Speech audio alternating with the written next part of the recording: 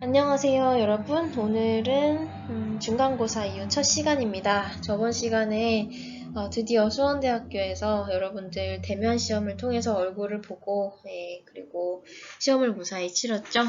네, 여러분들 실력 제대로 발휘했었기를 바랍니다. 제가 가채점을 하면서 보다 보니 여러분들이 내용들을 정확하게 이해를 하고 있기는 한데, 그거를 좀 더 양적으로 풍부하게, 그리고 논리적으로 타당하게 기술을 하는 그런 기술이 조금 좀 더 훈련할 여지가 있다는 생각이 들어요. 물론 글쓰기와 고전읽기 1을 듣던 작년보다는 아마 나아진 모습이겠죠. 네, 그렇지만 이번 학기 기말고까지 조금 더 글쓰기를 연습을 하면서 여러분들의 실력을 늘려보도록 하겠습니다. 자, 오늘은요, 인형의 집 있죠. 중간고사 직전에 우리가 배웠던 헨릭 입센의 인형의 집을 좀 더 공부하고요. 네, 우리가 아직 못 살펴본 장면들이 좀 더 있거든요. 이걸 살펴본 다음에 다음 작품으로 넘어가서 학습을 하도록 하겠습니다. 제가 인형의 집을 좀 여러 장면을 가지고 와서 여러분들이랑 공유를 하는 이유는 인형의 집이 줄거리가 너무나 유명한 작품이기 때문이에요. 네, 줄거리가 유명하기 때문에 사람들은 나는 인형의 집을 알아, 아는 작품이야, 이렇게 생각을 하기가 십상입니다. 처음부터 끝까지 읽지 않고도 이 작품을 안다고 생각하기가 십상이에요.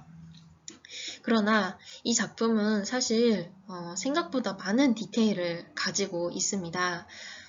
여러분들은 그 가부장제 사회에 성공적으로 적응해서 아무런 문제 없이 살던 여자가 갑자기 남편과 자식을 버리고 집을 뛰쳐나가게 될 때 그 중간중간에 디테일들이 이 사람의 감정선의 변화가 어떠한지, 그리고 이 사람이 정말 일상 속에서 보여주는 또 주변 사람들에 대한 태도가 어떠한지, 이런 것들을 좀 잘 알기가 어렵거든요. 줄거리만으로는. 네, 그런 것들을 실제 장면들을 통해서 오늘 같이 살펴보고요. 노라가 어떤 캐릭터인지를 정리를 해봤으면 좋겠습니다. 자, 제가 지금 이 화면에서 여러분들이랑 나누고 싶은 질문은 자식에 대한 노라의 태도입니다. 자, 노라가 남편과 자식을 버리고 홀로 떠나게 되는데 모성애가 문제가 되죠. 노라에게는 처음부터 모성애가 없었던 것일까요? 네, 이 작품을 처음부터 끝까지 읽어본 사람들은 노라가 모성애가 정말 넘치는 여성이었다는 것을 알 수가 있습니다. 네, 아이들을 대하는 노라의 행동, 이런 것들 보면은 그렇게 좋은 어머니일 수가 없습니다. 이런 것들을 우리가 작품 부분을 통해서 확인을 하고요. 그 다음에 이러하였던 그녀가 결국 가출, 아이들을 유기하는 것이잖아요. 아이들을 버리는 이런 행동을 했는데 이게 바람직한 것인지에 대해서도 좀 가치적인 판단을 해보았으면 좋겠습니다. 물론 이 작품이 발표되었던 당시에는 결말 때문에 작가도 노라도 너무나 많은 비난을 받았죠. 네, 지금 2020년을 살아가고 있는 여러분들, 특히 페미니즘이라는 것이 사회의 큰 화두로 떠오른 부상한 이런 시대를 살고 있는 여러분들은 결말에 대해서 어떻게 평가하는지 좀 궁금해집니다. 자, 여러분 한번 문제적인 장면을 같이 살펴보도록 해요. 일단 노라의 대사인데요.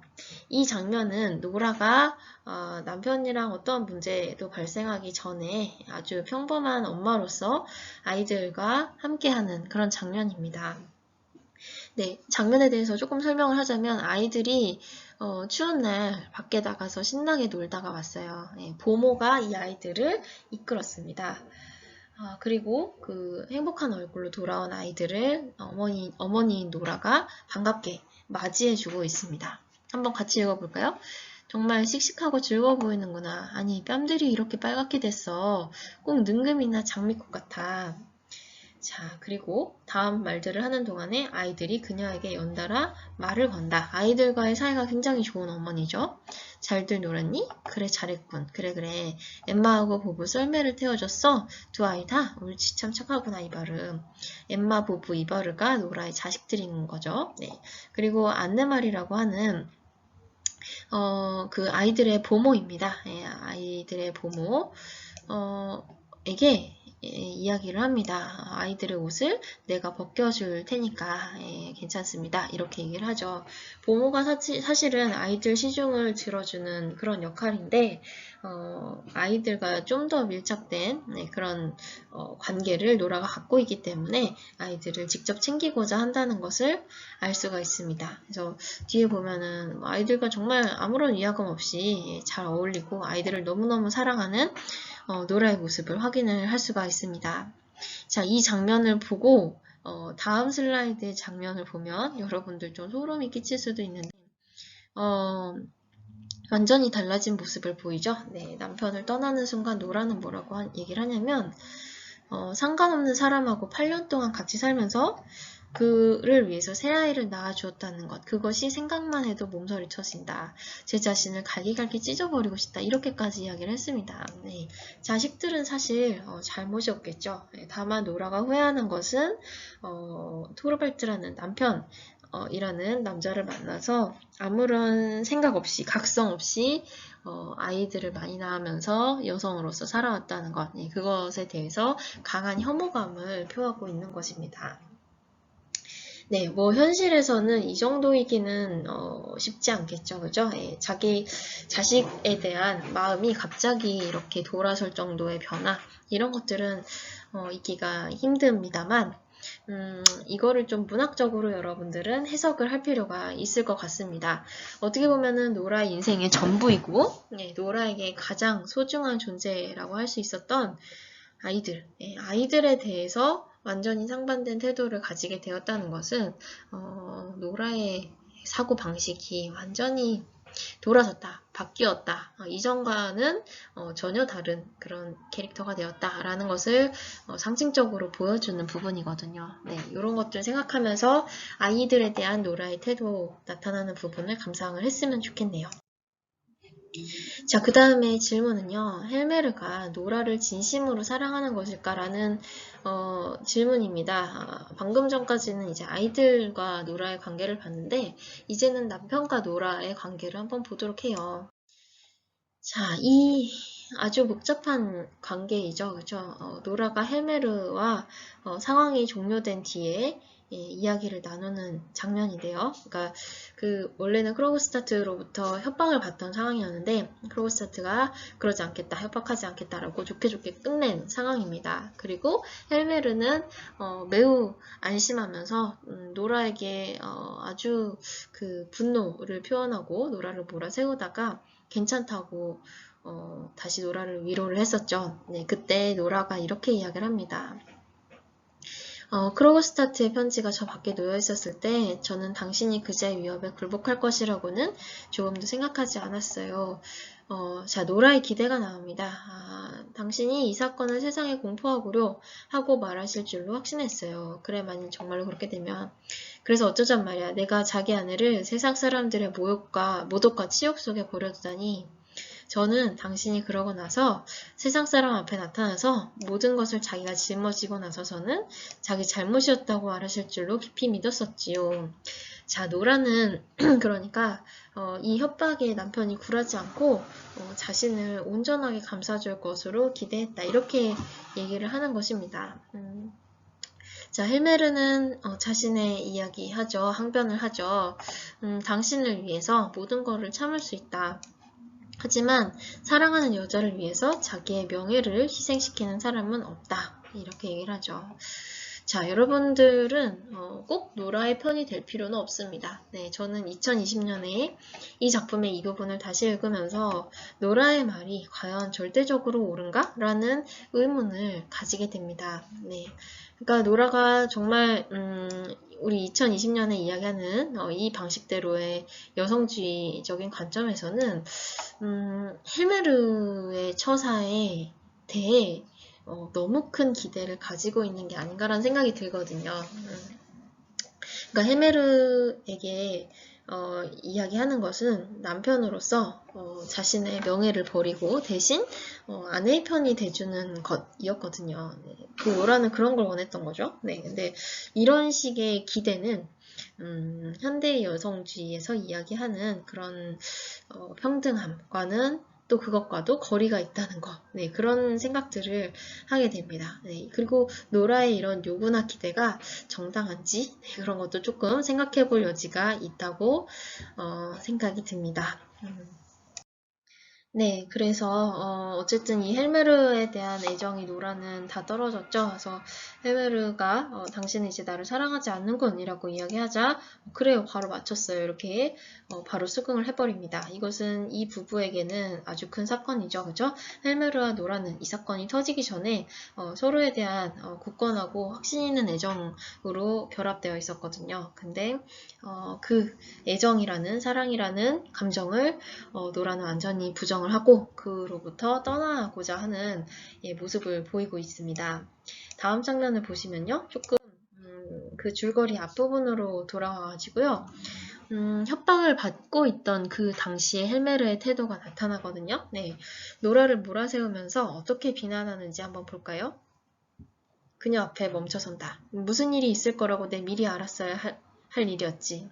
미리 예측했어야 할 일이었어. 당신 아버지의 그 경솔한 성격. 닥쳐. 당신 아버지의 그 경솔한 성격을 당신이 그것을 모조리 이어받았단 말이야. 종교도 도덕도 책임감도 없는. 오, 내가 당신 아버지를 도와주었다는 그 일 때문에 이게 무슨 벌이냔 말이야. 당신을 위해서 했던 일인데. 그래, 당신은 이렇게 배신을 한단 말이오. 네, 이렇게 노라를 몰아세웁니다. 예, 노라를 비난할 뿐만 아니고 노라의 돌아가신 아버지까지도 심하게 모욕을 하고 있습니다. 그래서 뒤에 보면은 얼마나 헬메르가 노라에게 비난을 퍼붓는지를 확인을 할 수가 있습니다. 그죠? 예, 이게 바로 이제 노라가 자신의 처지를 각성을 하고 이것은 뭔가 잘못되었다라고 느끼고 남편한테 반기를 들게 되는 직접적인 계기가 되겠습니다. 자, 그 다음에 문제적 장면 7은요. 그 방금 전까지 노라를 마구 비난하던 헬메르가 더 이상 이제 협박을 받지 않게 되자 갑자기 노라에게 친한 척하는 장면입니다. 그쵸? 네, 여기 그 노라에게 사흘이 얼마나 괴로웠을까 이러면서 갑자기 노라의 심정을 이해해주는 모습을 보이고 있죠. 네, 노라에 대한 태도가 급변하는 그런 모습입니다.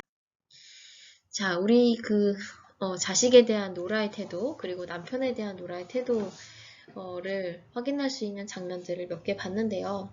제가 이런 식으로 교재에 나와 있지 않은 부분들을 조각조각 잘라서 여러분들에게 보여주는 이유는,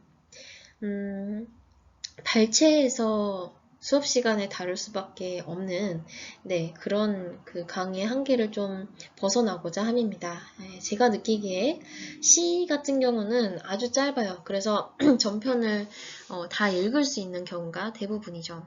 하지만 소설이나 희곡은 전편을 수업 시간에 다 읽을 수는 없습니다. 네, 그렇기 때문에 그 일부 발췌된 부분을 보고도 이 작품을 다 안다, 온전히 안다라고 이야기하기가 상당히 어려워지죠. 네, 저는 그 작품을 읽었다라고 표현하는 것이 문제가 있다고 생각합니다. 그래서 부분이지만 캐릭터라든가 또는 사건의 전개라든가 이런 것들을 확인할 수 있는 보다 많은 장면들을 여러분들과 공유하려고 하고 있는 것이에요. 네, 제가 이번 시간에 가지고 온 장면들을 통해서 여러분들 노라가 가족들에 대해서 어떤 태도를 가지고 있었는지, 그리고 가족들에게 어떤 취급이나 대우를 받았는지를 좀 생생하게 확인을 했기를 바라겠습니다. 네, 그리고 이걸 바탕으로 처음에 제가 던졌던 질문, 노라의 모성애에 대해서, 또 자식들을 유기한 노라의 행동에 대해서 여러분들의 생각을 펼칠 수 있기를 바라겠습니다. 그리고 노라와 헬머의 관계에 대해서도 이야기를 할 수 있을 것 같아요. 네, 이게 아주 오랜 전에 그 애정 관계이죠. 부부 사이의 애정 관계인데요. 그 관계에 대해서 여러분들이 좀 논할 여지가 있습니다. 네, 그런 애정 관계가 건강한 것인지, 서로가 서로에 대해서 가지고 있는 기대가 적절한 것인지, 네, 현대라는 시대적인 상황에 비추어 봤을 때 어떠한지, 네, 그런 것들 여러분들 머리로 좀 정리를 해보는 시간을 갖기를 바라겠습니다. 자, 이 교재 학습활동, 우리 그 교재 있죠? 거기 230페이지에서 233페이지를 보시면은, 이 작가의 다른 작품에 대한 소개가 또 나옵니다. 유령이라는 작품인데요. 지금 우리가 읽었던 인형의 집의 주인공 노라가 집을 나가지 않았더라면 어떻게 되었을지를 그린 작품입니다. 자, 그러니까, 인형의 집의 후속 이야기라든가, 네, 다른 버전 이야기라든가, 이런 것이, 후대에 되게 많이 나왔다고 제가 얘기를 했었는데, 헨리 깁슨 스스로 지은 버전도 있는 거예요. 한번 볼까요? 여주인공 아르빙 부인은 애정이 없는 결혼에 견디지 못하고 집을 나가게 되지만 노라랑 똑같은 행동을 하게 되죠.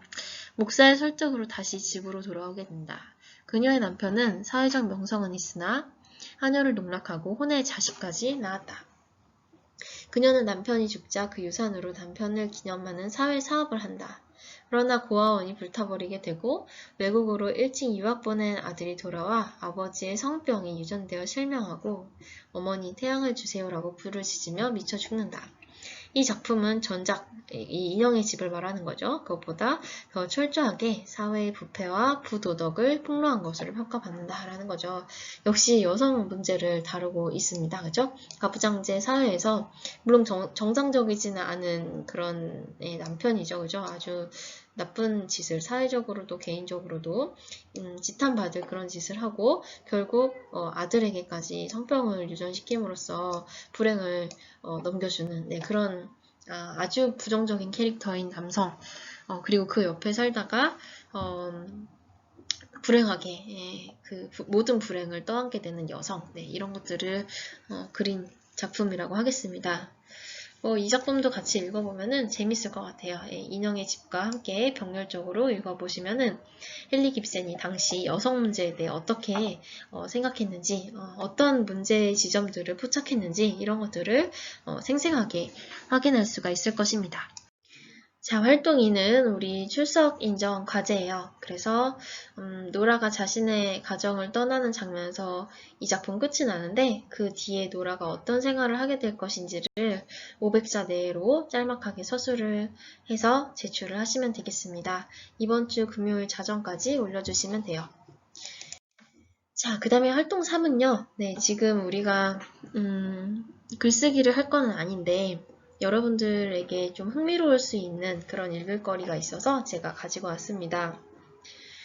이거는 우리나라의 요류 작가인 나혜석이 남긴 글인데 1934년에 쓰인 글이라는 것을 감안하고 읽어주세요. 일제강점기였고 그죠? 서양의 문물, 서양의 사상 이런 것들이 들어오던 시기였고 신여성들, 그러니까 신식 교육을 받은 깨어있는 여성들이 자신의 목소리를 사회에 내던 그런 시기였습니다. 자, 이혼 고백장이라는 글이고 조선 남성 심사는 이상화이다. 자기는 정조관념이 없으면 저에게나 일반 여성에게 정조를 요구하고 또 남의 정조를 빼앗으려고 합니다. 서양이나 도쿄 사람쯤만 되더라도 내가 정조관념이 없으면 남의 정조관념 없는 것을 이해하고 존경합니다.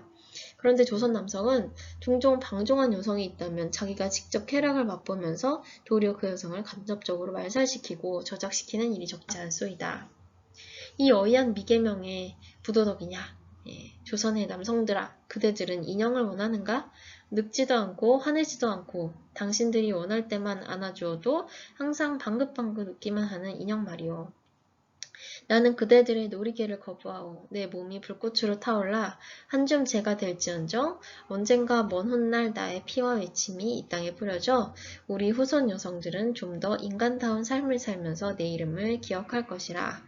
네, 자 어떤 취지로 이 글을 썼는지 여러분들 잘 이해가 되죠? 네. 그러니까 이 당시의 조선 사회는 철저히 남성 중심의 또 가부장적인 문화가 팽배한 그런 사회였고, 신식 교육을 받은, 그죠? 서양식 교육을 받은 여성들만이 이런 것에 대한 문제 제기를 적극적으로 하던 그런 상황이었죠. 여기도 인형이라는 말이 나오잖아요. 아마도 헨리 깁슨의 인형의 집에서 영향을 받았을 것이라는 생각이 듭니다. 네, 그래서 그 인형이 어떤 것이냐 여기 구체적으로 나오죠. 네, 늙는 거나 화내는 거나 이런 것들 모두 남자들이 원하지 않아요. 자신의 이름을 속이고 빚을 내는 것도 원하지 않습니다. 그렇죠? 네, 단지 남성들이 원하는 방식들로 그렇게만 살아가는 그런 놀이개, 그것이 바로 여기서는 인형이라는 말로 표현이 되었죠. 그래서 나혜석은 이런 인형 되기를 단호하게 거부를 하고, 그쵸? 후손들, 후대 여성들이 좀 더 인간다운 그런 삶을 살기를 희구하고 있습니다. 자, 뭐 여기에 대해서 찬성 반대 의견을 서술할 필요는 없어요. 그냥 여러분들이 헨리 깁센의 작품이 이 당시에 이런 사회에 이런 문제를 불러일으켰고 머나먼 나라죠, 그죠? 동아시아에 있는 우리나라 1930년대의 우리나라에도 이와 같은 영향을 미쳤구나. 그런 것들을 좀 눈으로 확인을 하시기를 바라면서 이 글을 가지고 왔습니다. 자, 이제 헨리 깁센의 인형의 집은 마무리를 하도록 하겠습니다.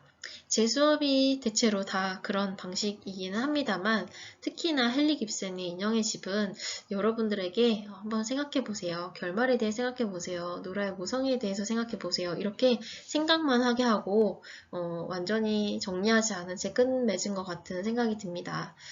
사실 여성주의라는 것은 2020년 현재에도 많은 논란이 되고 있잖아요. 그죠? 사회적인 화두입니다. 그런데 문학 작품이든 뭐 영화이든 드라마이든 어떤 것을 봐도 여성주의를 다루고 있는 어떤 작품을 봐도 완벽한 것은 없는 것 같아요. 네, 즉 완벽한 솔루션을 제시한다든가 또는 완벽하게 현실과 부합하는 여성의 모습을 그려낸다든가 그렇지 않아요. 네, 다 왜곡이 있고 다 약점이 있고 한계가 있고 이런 것들을 저는 느끼게 됩니다. 네, 그래서 또 여성으로서의 또 그런 것들을 보면서 답을 찾기가 쉽지 않다는 생각을 하게 되거든요. 네, 문제는 무엇인가? 네, 그것을 풀어가는 방법은 무엇인가? 이것은 지금 현재를 살아가고 있는 여러분, 여성이거나 또는 여성과 함께 살아가고 있는 여러분이 스스로 많은 고민 끝에 해결해야 되는 문제라고 생각합니다. 네, 절대 캡틴 마블처럼 아주 천하무적인 여성 주인공 한 명이 나온다고 해서 여성 문제가 해결되지 않아요. 그런 것들은 그냥 여성주의에 대해서는 의미 없는 서사이죠. 현실을 살아가고 있는 여러분들이 스스로 좀 답을 찾아보기를, 스스로 고민을 좀 해보기를 저는 기대를 하고 있습니다. 자, 어쨌든 그 작품은 이렇게 마무리를 하고요. 오늘 이 시간에는 알베르 까미의 이방인이라는 작품을 같이 읽어보게 됩니다. 여러분, 알베르 까미의 이방인은 인형의 집이랑은 완전히 결이 다릅니다. 소설 작품이고 또 주제, 의식, 그리고 사상적인 배경 모두 아주 많이 다르거든요. 분위기가 갑자기 전환되니까 잘 한번 따라오시기를 바라요. 자, 오늘 알베르 까미의 이방인 작품 줄거리를 같이 살펴보고 창작의 배경, 작가에 대한 소개라든가 작가의 생애 이런 것들 좀 중요하니까 같이 알아보도록 하겠습니다. 먼저 작품의 줄거리예요. 여러분들 네, 첫 번째 문장이 뭔지 아나요? 오늘 엄마가 죽었다 또는 오늘 엄마가 돌아가셨다 라는 문장이에요. 워낙 짧기도 하고 인상 깊기도 하고 강렬하기도 하고 하기 때문에 유명합니다. 설국의 첫 문장이 유명하듯 이 이방인의 첫 문장도 굉장히 잘 알려져 있죠. 자, 사건은 어디부터 시작하냐면 메로소의 어머니의 죽음으로부터 시작합니다. 메로소는요, RJ 선박 중개인 사무실의 직원으로 일하고 있었습니다. 알제리의 수도 알제이죠. 네. 근데 양로원에 있던 어머니가 돌아가셨다는 정보를 받았거든요. 그래서 장례식 때문에 마랑구라는 곳으로 이동을 하게 됩니다. 메르소는 장례식의 예법에 무감했습니다. 동서고금을 막론하고 어떤 문화권에서든 장례식에서는 애통함을 드러내야겠죠. 그죠? 예. 그래서 눈물을 흘리던지 또는 어머니가 죽었다면은 뭔가 그 비통함을 표현하는 여러 가지 방법들이 있잖아요. 근데 그런 것들을 그 메르소는 전혀 표현을 하지 않습니다. 이러한 무심하고 냉정한 메르소의 모습에 양로원 사람들은 경악하게 됩니다. 저게 인간이야? 이러면서 경악을 하게 됩니다. 자, 그에서 나아가 장례식 이튿날 메르소는 옛 직장 동료인 마리를 만나서 동침을 하는 등 매우 무심한 일상을 보냅니다. 예, 보통은 이렇게 잘 하지 않죠. 어머니께서 돌아가신 다음날 여자친구 만나서 즐기고 이런 일을 잘 하지 않습니다. 네, 메르소는 그렇게 합니다. 아무런 거리낌도 없어요.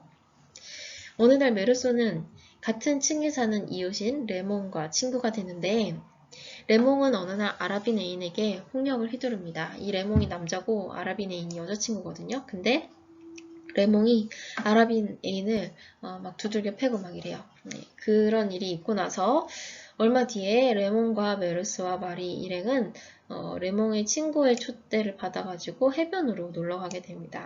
그때 막 레몽이 많이 그 폭력을 행사했던 그 애인 있잖아요. 애인의 오빠 일행과 마주치게 됩니다. 레몽 애인의 오빠는 레몽에게 복수를 하기 위해서 이들을 추적했던 것입니다. 자신의 여동생을 때렸죠. 그죠? 그 싸움이 끝난 뒤 메르소는 샘에서 레몽 애인의 오빠를 발견을 합니다. 싸움은 사실 적당히 끝났어요. 양측이 좀 부상을 입기는 했지만 그래요, 여기까지 합시다. 이런 식으로 끝나버렸는데, 그 이후에 메르소가 좀 쉬려고 샘을 찾아갔거든요. 근데 거기에 마침 레몽 애인의 오빠가 있었던 거예요. 네. 자, 이렇게 우연히 마주친 레몽 애인의 오빠에게 메르소는 권총을 여러 발 난사해서 살해했습니다. 자, 왜 그렇게 메르소가 뜬금없이 이런 짓을 벌였을까요? 레몽 애인의 오빠에게 총을 난사했다면 그럴 수도 있겠다는 생각이 듭니다. 네, 서로 이제 원한이 있는 관계이기 때문에. 근데 메르소는 직접적인 원한 관계가 있는 것은 아니잖아요. 그죠? 네, 무려 친구의, 애인의 오빠입니다. 네, 직접 어떤 원한 관계가 있는 상황이 아니라는 거죠. 근데 메르소는 충동적으로 그 사람을 죽이게 되는 거예요. 네, 소설의 기술에 따르면 메르소가 그 사람을 죽인 이유는 레몽 애인 오빠의 칼에서 뿜어져 나온 강렬한 빛 때문이었다고 합니다. 자, 그리고 나서 이런 일이 있고 나서 2부는 재판 장면으로 구성되어 있습니다. 그 레몽 애인 오빠를 충동적으로 살해한 메르소가 법정에 서게 됩니다. 메르소는요, 되게 독특한 피고인의 태도를 보입니다. 법정에 피고로 서면 얼마나 떨리겠어요, 그죠? 이제 자신의 생사가 다른 사람들의 판결에 달려있고 이런데, 메르소는 이렇습니다. 호기심 어린 눈으로 재판을 관찰 혹은 구경합니다. 제3자의 태도인 거죠. 마치 어머니의 장례식에서 동요하지 않았던 것처럼 자신의 재판이 열리고 있는 그런 법정에서도 동요하지 않는 모습을 보입니다. 자, 그 재판은 아주 흥미롭게 진행이 됩니다. 사람들은 왜 메르소가 아라빈을 살해했는지에 대해서 별로 관심이 없어요. 문화적으로, 사회적으로, 시대적으로 그 당시 알제에서는 이런 일들이 좀 있었다고 합니다. 그러니까 프랑스 본토인 백인이잖아요, 메르소는. 그가 알제 현지인을 살해한 그런 상황인데 이런 일은 종종 있었다고 해요. 그래서 물론 살인이기는 했지만 메르소가 사형을 받을 정도의 잘못은 그 당시 아니었던 것이에요. 근데 사람들이 그 법정에서 관심을 가진 게 뭐냐면 메르소 어머니 장례식 때의 메르소의 태도에 대한 것이었습니다. 전혀 종교적이거나 전혀 도덕적이지 않은 그런 메르소의 행동이 사람들에게 의아함을 불러일으킵니다. 이 작품의 제목이 이방인이잖아요. 정말 사람들은 이 사람을 이방인, 이상한 사람, 스트레인저로 느끼게 되는 것입니다. 그러면 사람들은 두려움을 느껴요. 만약에 메르소가 이렇게 말을 했으면 사람들은 메르소를 그냥 풀어주었을지도 모릅니다. 예를 들면 이런 거죠. 어머니께서 갑자기 돌아가셨는데 연락을 받고 황망하게 왔는데 너무 놀라고 너무 충격받으니까 눈물조차 나지 않았습니다. 아무런 말도 할 수 없었고 어떤 표정도 지을 수 없었어요. 그 정도로 너무나 슬펐습니다. 이렇게 말했으면요. 사람들이 메르소를 너무너무 공감해줬을 거예요. 예. 아, 메르소는 어머니를 정말 사랑했구나. 너무 사랑한 나머지 저런 태도를 보였구나. 라고. 하지만 메르소는 그 사람들이 듣고 싶어하는 대답을 들려주지 않았어요. 네, 법정이 원하는 나는 상식적인 사람입니다. 라는 그런 대답을 해주지 않았어요. 네, 정말 슬프지 않았거든요. 이런 식으로 말을 해버립니다. 그 이유는 사실과 부합하지 않는 언어를 이 사람은 경멸했기 때문이에요. 되게 특이한 사람이죠, 그렇죠? 네, 그러니까 뭐 A를 A라고 말하는 것만 알고 A를 B라고 말하는 것에는 아주 심한 결벽증 같은 것을 그런 반응을 보이는 거예요. 네, 아닌 걸 아니라고 할 수밖에 없다. 아는 걸 아닌 걸 맞다고 할 수 없다. 이런 주의를 가지고 있는 사람입니다. 자, 그런 식으로 법정이 원하는 대답을 안 했던 메르소는 결국 사형을 선고받게 됩니다. 이게 2부의 내용이에요. 네. 그래서 여러분들 이 줄거리를 통해서 메르소의 캐릭터를 좀 파악하셨으면 좋겠습니다. 갑자기 충동적으로 별 이유도 없이 사람을 죽인 것도 오싹하지만 모든 사람들이 스트레인저라고 생각할 수밖에 없는 그런 행동 양식을 보이거든요. 네, 그런 캐릭터입니다. 자, 이 작품의 그 디테일들을 보시면은 캐릭터가 좀 더 구체적으로 파악될 것입니다. 이 알베르 까뮈라는 작가가 얼마나 흥미로운 캐릭터를 창조해냈는지 여러분들은 감탄하게 될 거예요. 네, 그 작품의 실제 내용들을 읽어보기 전에 작품의 창작 배경 같이 살펴보도록 합니다. 작가인 알베르 카뮈는 1913년에 출생해서 60년에 사망했습니다. 자, 이렇게 생겼습니다. 아주 인기가 많았다고 합니다. 네, 뭐 문학성으로도 그렇지만 비주얼적으로도 매스컴에서 중요한 매스컴에서 좋아하는 그런 선호하는 외모를 가지고 있죠. 네, 그래서 많은 인기를 평생 동안 구가했던 그런 사람입니다. 이 사람은 알제리 출생이에요. 예, 이방인의 메르소가 알제리에 사는 사람이잖아요. 예, 똑같이 알제리 출생이고 이주민 가정에서 출생했습니다. 당시 알제리는 프랑스의 통치하에 있었어요. 그래서 프랑스 본토 사람들이 많이 이주해서 가서 살면서 그 사회의 상류 계층으로 많이 살았다고 합니다. 자, 근데 제1차 세계대전에서 부친이 전사했고 그 때문에 어머니가 어려운 생활을 꾸려가셨고 그 슬하에서 가난하게 어린 시절을 보내게 되었습니다. 1930년에는 알제 대학 철학과에 입학을 했습니다. 그렇지만 건강상의 문제 때문에 학업을 중단할 수밖에 없었습니다. 1942년에는 이방인을 출간했습니다. 이 작품이 우리가 지금 읽을 작품인데 당시 엄청난 센세이션을 불러일으켰습니다. 아주 유명했어요. 이게 담고 있는 그 주제의식이라든가 사상 같은 게 이 전후 있잖아요. 이 1차 세계대전 뭐 이러던 전후에 사람들이 공감하기에 너무나 좋았던 그런 여건을 갖추고 있었습니다. 이 알베르 까뮈의 사상에 대해서는 제가 조금 나중에 설명을 이어서 하도록 하겠습니다. 자, 그래서 알베르 까뮈는 시사평론을 쓰기도 하고 또 희곡도 만들어서 연극도 상연하고 하면서 점점 더 대중적으로 이름을 알려갔습니다. 많은 인기를 얻었습니다. 특히나 청년들이 그를 많이 추종하였죠. 1957년에는 노벨 문학상을 수상했습니다. 그리고 여러 실존주의자들과의 교류가 있었습니다. 당시 실존주의라고 하는 철학의 사조가 있었는데 까미가 이방인을 창작한 후에 그 실존주의라는 이름이 나왔거든요. 그래서 그 이후에 많은 사람들이 까미의 이방인이라는 작품을 실존주의 문학 작품이라고 평가를 했습니다. 근데 까미는 자신을 실존주의자로 보는 시각에 대해서는 항상 부정을 했고, 실존주의가 끝난 데서부터 나는 출발하고 있다라고 한 바가 있습니다. 네, 이거는 여러분들이 조금 더 철학과 관련된 내용들을 숙지하시면 이해가 될 수도 있습니다.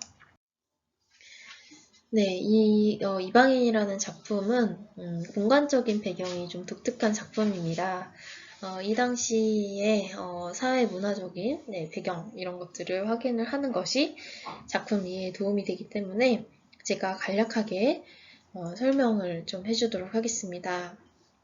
자, 이 알제리는요, 당시에 국가가 아닌 지역명이었어요. 지금은 알제리라는 국가가 있잖아요. 근데 당시에는 알제리라는 지역이었습니다.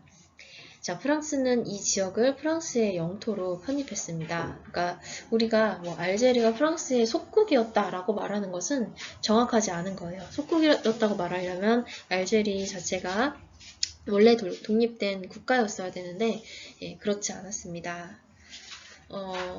자, 그래서 이방인의 배경이 알제리에 있는 도시인 알제로 그려지고 있는데 실제 그 역사적인 사실과 부합하는 내용인데요. 대부분의 작중 인물들이 아랍인이 아닌 프랑스인으로 나옵니다. 그 레몽의 여자친구 제외하고서 마리, 여자친구인 마리라든가 또는 양로원의 사람들이라든가 또는 법정에 있는 사람들이라든가 이런 사람들이 다 프랑스인이거든요.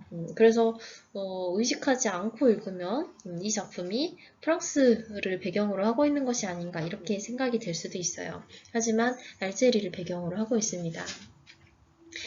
이것은 당시에 알제리의 대도시들의 주류가 프랑스였다는 사실에 기인하고 있습니다. 실제로 그런 사회였어요. 알제리에 많은 사람들이, 많은 프랑스인들이 이주를 해서 살아가고 있었고, 알제리에 살던 토박이 사람들, 이든 알제리로 이주한 사람들이든 모두 스스로를 프랑스인이라고 생각했습니다.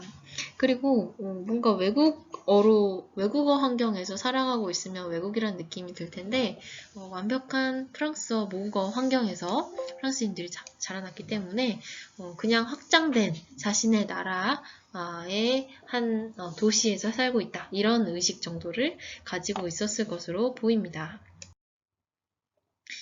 자, 그 알제리라는 곳 있잖아요. 여기는 그 메르소 작중 인물인 메르소가 활동하는 그 공간이기도 하지만 작가인 까미가 실제로 태어나서 살았던 그런 공간이기도 합니다. 여러분들 약간 감이 오지 않나요? 작가가 작중 인물의 생애사적인 부분들 그런 것들을 자신과 일치를 시킨다는 것은 작중 인물에게 자신을 투영한다라는 거랑 거의 같은 의미일 때가 많습니다. 한번 작중 인물인 메르소, 작가인 카미가 얼마나 일치하는지 살펴보도록 할까요?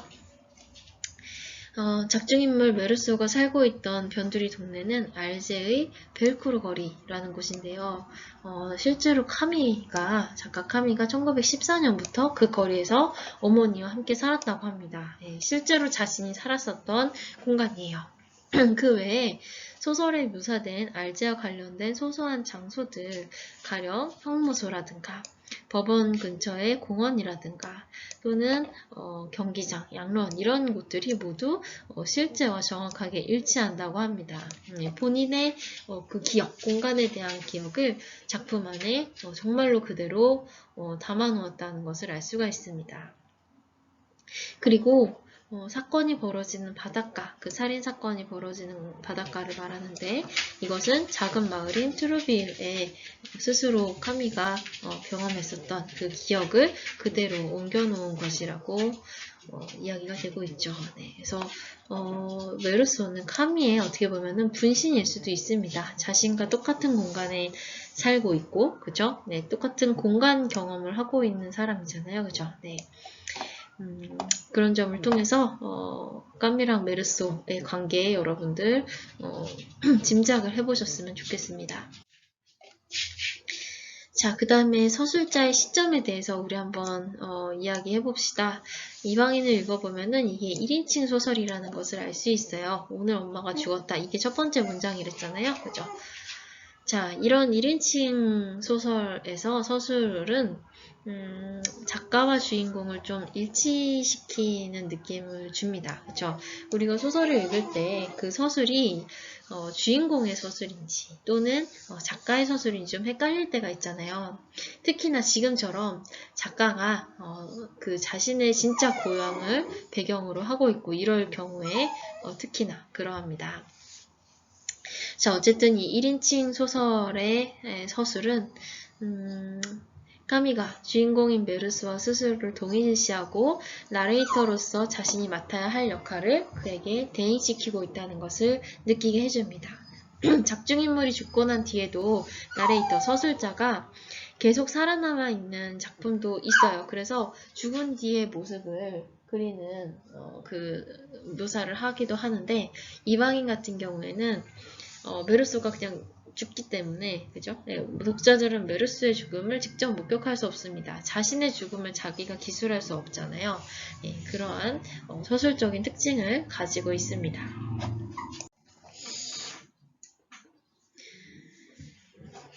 자, 한번 메르소에 대해서 좀 심층적으로 이야기해 봅시다.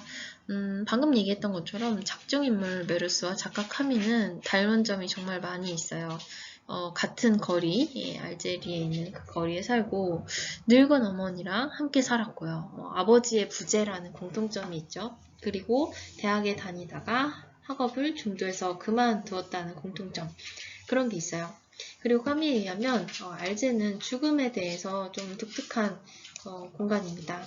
죽음과 관계된 것이면 무엇이나 다 우스꽝스럽거나 추악한 고장이다. 엄숙한 느낌이 없는 그런 고장이고요. 예, 좀 죽음이 경시되는 그런 사회였던 거죠. 어디에 가보나 도덕이란 무의미한 말인 그런 곳이고, 이를 생각하면 살인을 저지르고 난 뒤에 메르스의 행동을 조금 이해할 수 있을지도 모릅니다.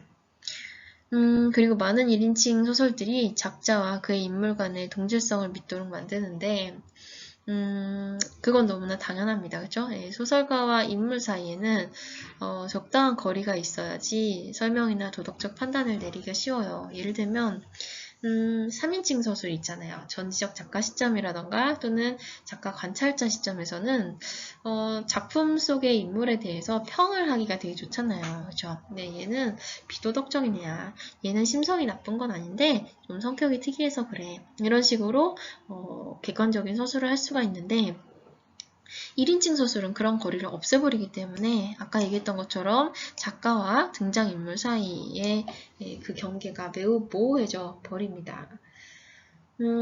그래서일 수도 있고 관계가 있을 수도 있고요. 그 등장인물이요. 하나의 상징성을 가지고 있지는 않습니다. 우리 그 주변에서 볼 수 있는 옆자리 친구 이런 사람들이 상징성을 가지고 있지는 않잖아요. 현실적이죠.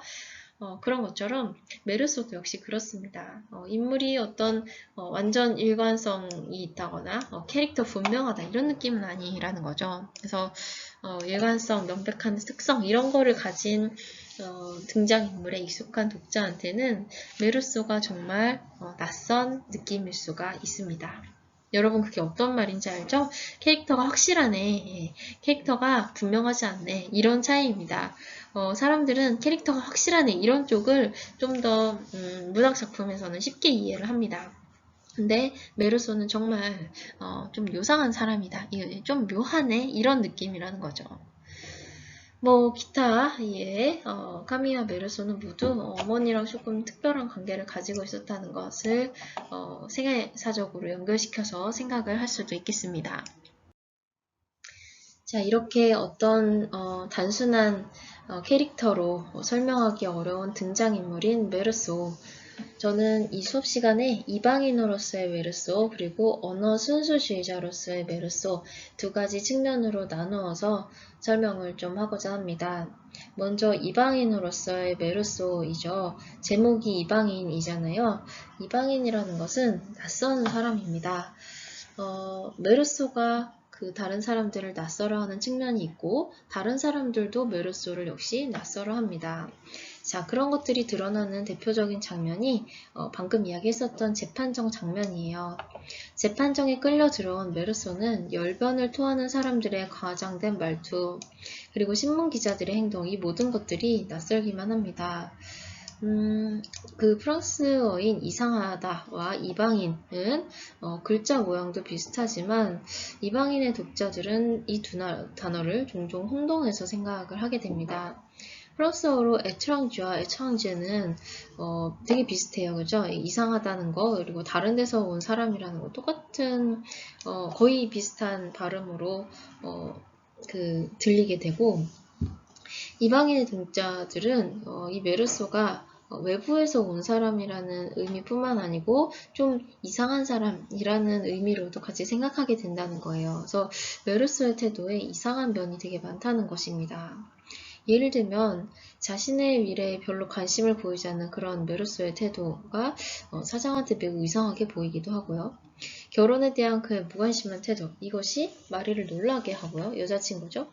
그리고 그의 행동이 자신을 변호하지 않고 자신이 유리한 방식으로 행동하지 않는 그런 방식이 변호사를 당황하게 합니다. 이러한 이해곤란한 면, 여기에 인간의 심리적인 난해성이 추가되어서 메르소를 정말 이상하게 만들게 되는 거죠.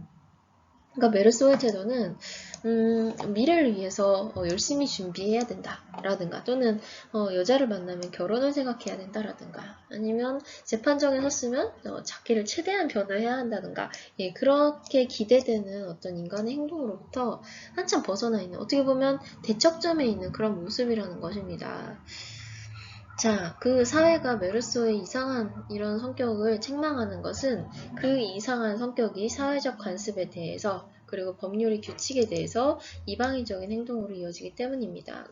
사실 조금 메르소가 사회 부적응자 같은 측면이 있기는 했습니다만, 살인을 저지르지 않았으면 이 커다란 재판정에서는 그런 일 같은 것은 일어나지 않았을 거예요. 네. 근데 가뜩이나 이상한 이 메르소가 이상한 짓을 해서 재판정에 끌려오자 그에게는 더 이상 관용이 베풀어지기가 어려웠던 것입니다. 아, 이상한 놈이 이상한 짓을 했네. 저자는 응징해야겠다. 이런 식으로 사람들이 반응을 하게 된다는 것입니다. 여러분, 이런 과정은 충분히 이해가 되죠, 그렇죠? 네. 그래서 메르소는 이방인이라는 프랑스인으로서 알제리의 이민으로 그런 존재라는 축자적인 의미 외에도 이상한 존재로서의 캐릭터를 가지고 있다. 이거를 확인하시면 되겠어요. 제가 메르소에 대해서 또 하나 설명하고자 하는 측면은 언어 순수주의자로서의 측면인데, 이거는 무슨 의미냐면요. 언어를 과장하거나 왜곡하거나 또는 현상과 다르게 표현하는 것을 극도로 아주 결벽증을 가진 사람처럼 싫어했다는 측면 때문입니다. 메르소는요, 다른 사람들이 자신의 생각을 표현하는 방식에 대해서 아주 예민한 관찰력을 발휘합니다. 언어적으로 민감해요. 이것도 역시 소설가인 알베르 까메랑 닮아있는 모습이죠. 자, 예를 들면 어떤 거냐? 양로원에서 온 전보의 뜻이 별로 분명하지 못하다고 생각하거나, 또는 맛송이 그뿐만이 아니라 라는 말버릇이 있어요. 그 말을 덧붙이는 습관이 있다는 것을 알아차린다거나, 또는 판결문을 낭독할 때 자신에 대한 판결문이거든요. 근데 그 내용보다는 그 표현의 이상스러운 형태에 민감한 반응을 보인다. 이런 것들이 모두 언어에 대해서 일반 사람들보다 훨씬 민감한 메르스의 모습을 보여주고 있습니다. 그리고 자신도 자기가 실제로 생각하는 바 이상으로 과장된 표현을 하지 않으려고 끊임없이 노력합니다. 이거는 의식적인 부분이에요.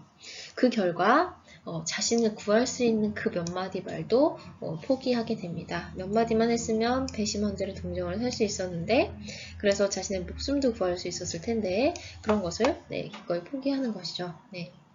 그래서 변호사는 사실 이런 전략을 이야기했었거든요. 어떻게 말하면 사람들이 너를 이상하다고 생각하지 않을 거야. 그러면 더 더 관대한 판결을 내리게 돼. 이렇게 이야기를 했는데 메르소는 그것을 듣지 않습니다. 네, 여러분 언어 순수주의자가 어떤 건지 이해되나요? 언어적으로 매우 민감하고 그 현실로부터 벗어나가는 것을 조금도 용납할 수 없는 언어가 현실과 또 실상과 달라지는 것을 용납할 수 없는 그런 결벽증을 가진 자로서의 메르소를 뜻하는 것입니다. 자, 이러한 언어에 대한 적합성의 자질은 메르소의 성격에서 매우 인격의 핵심을 이루고 있다라고 이야기를 합니다. 그가 세상으로부터 멀어진 이유, 그러니까 세상의 존재들과 이질적이 된 근본적인 이유가 바로 그 언어 때문이거든요. 사람들은 모두 말로 대가를 치르려고 하고 감정을 과장되게 표현합니다. 그리고 자신을 보호하려고 합니다. 그런 세계에 대해서 메르소는 완전히 대척점에 있는 것이죠. 그죠? 네.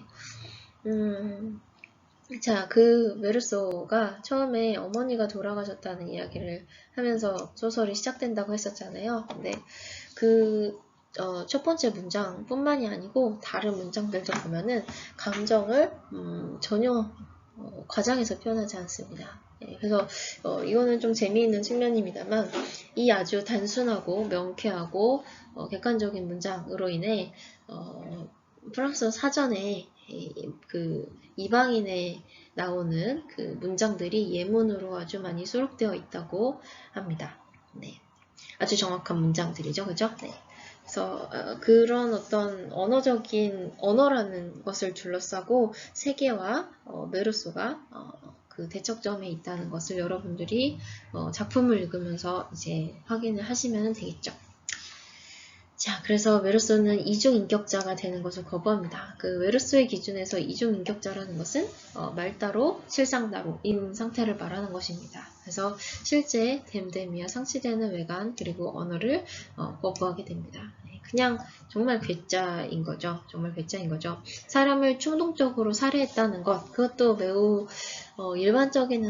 일반적이지는 않습니다만 사실은 그것은 메르소의 이상한 부분의 일부이고 보다 핵심적인 부분은 이 말을 둘러싸고 있다는 점, 이것을 여러분들이 염두에 두시고 작품을 같이 읽었으면 좋겠습니다. 자, 여러분 작품 부분 읽기는요 다음 시간에 이어서 하도록 할게요. 제가 작품을 실제로 읽기 전에 너무 이제 복잡한 이야기들을 많이 한 게 아닌가 이런 생각이 드는데 다음 시간에 이방인 작품을 읽을 때 오늘 들었던 설명 내용들이 좀 기억이 났으면 좋겠습니다. 다시 요약을 하자면 이 작품은 그 알베르 까미의 작품인데 알베르 까미의 생애기적인 사실과 상당한 부분 공통점을 가지는 메르소라는 등장인물이 나옵니다. 이 사람은 언어와 실제가 일치하지 않는 것에 대해서 아주 심한 불편감을 느끼는 사람입니다.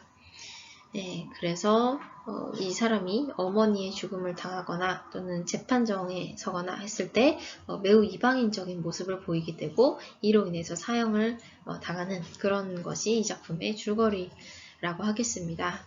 혹시 궁금한 학생들은 교재에 이방인의 일부 장면들이 소개가 되어 있으니까 그거를 읽어보고 다음 시간에 오기를 바라요. 제가 아까 과제는 헨리 깁슨의 인형의 집 관련해가지고 하나 줬었죠? 네, 그거 제출해서 내시면 되겠습니다. 네, 오늘 듣느라고 수고 많았습니다. 또 두 개의 작품을 같이 다루어서 조금 내용이 나누어졌는데 다음 시간에는 한 타임 전체를 이방인에 대한 수업으로 채우도록 하겠습니다. 네, 수고 많았습니다.